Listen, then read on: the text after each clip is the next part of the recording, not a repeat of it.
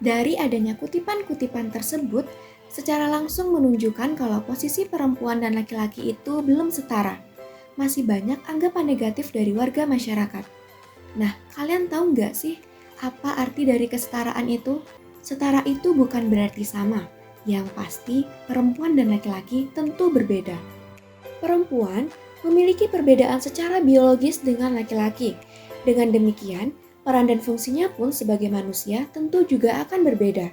Namun, tahukah teman-teman semua, dalam hal tertentu antara perempuan dan laki-laki tentunya juga memiliki kesamaan sebagai manusia ciptaan Tuhan dan sebagai warga negara. Perbedaan ini tidaklah berarti bahwa perempuan akan selalu menjadi orang kelas 2 dalam menjalankan kehidupannya. Meskipun adanya perbedaan biologis antara perempuan dan laki-laki, dalam struktur sosial harusnya memiliki kesempatan yang sama, dan inilah yang disebut dengan kesetaraan gender. Dibandingkan masa lalu, sekarang ini perempuan dan laki-laki udah nggak terasa lagi loh kesenjangannya. Kelihatannya memang semua baik-baik saja, dan semua memiliki peran yang setara. Tapi, kalau dilihat dari jumlah pemimpin perempuan di dunia, menteri-menteri di Indonesia menunjukkan bahwa kesenjangan antara laki-laki dan perempuan itu masih ada. Hal ini tentu menjadi pertanyaan, apakah kesetaraan itu hanyalah ilusi semata? Nyatanya, kesetaraan belum dirasakan oleh semua perempuan Indonesia. Kita setara, tapi belum merata. Hal tersebut dapat dilihat dari peringkat Indonesia secara global berada pada urutan ke-101 dari 156 negara dengan skor global Gender Gap Index sebesar 0,688. Itu artinya perempuan masih menghadapi banyak beban masalah yang membuat perempuan belum punya kesempatan yang sama dengan laki-laki. Lalu, apa sih yang menjadi penghambat bagi seorang perempuan untuk dapat menjadi seorang pemimpin? Salah satu masalah besarnya bisa jadi karena adanya pernikahan pada anak sejak usia dini. Hal ini dapat dilihat pada diagram batang di bawah ini, yang mana disebutkan bahwasannya pada tahun 2016 hingga tahun 2022, dispensasi perkawinan pada anak melonjak tinggi sejak adanya pandemi COVID-19.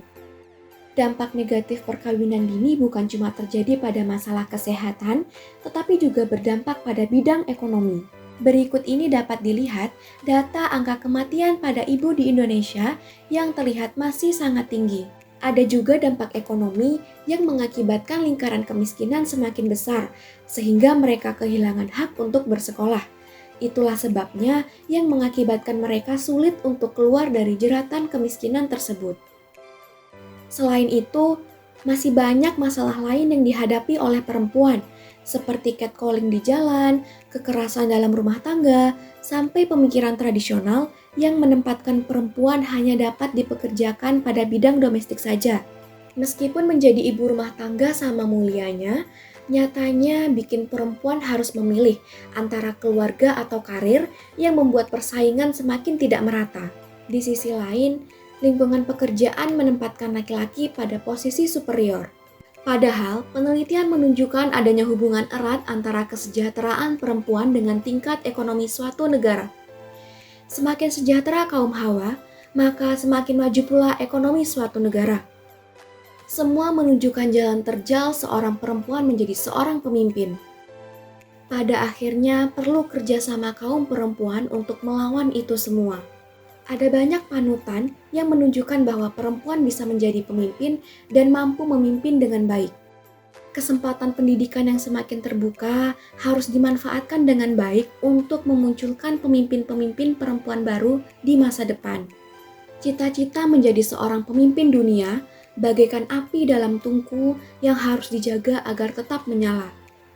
Satu video ini gak mungkin bisa nunjukin semua penyebab atau permasalahan yang ada, tapi mungkin ini saatnya bagi perempuan untuk fokus pada kekuatan, bukan pada ketakutan. Karena apapun yang kita takutkan tidak punya kekuatan.